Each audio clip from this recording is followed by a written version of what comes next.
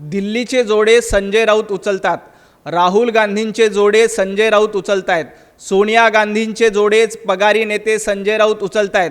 त्यामुळे जोडे उचलण्याची भाषा संजय राऊत यांनी करू नये। राहुल गांधींची चापलुसी करताना, त्यांचे जोडे उचलताना पगारी नेते संजय राऊत यांना महाराष्ट्राने बघितलेले आहे। मुंबईमध्ये महायुतीचाच महापौर होईल आणि तो मराठी महापौर होईल हे वास्तव आहे।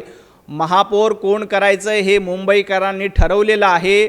ज्यांना खान महापौर हवाय, ज्यांना अमराठी माणूस महापौर हवाय, ज्यांना दाढ्या कुरवळणारा महापौर हवाय, हे उभाटा गटाचं धोरण आहे।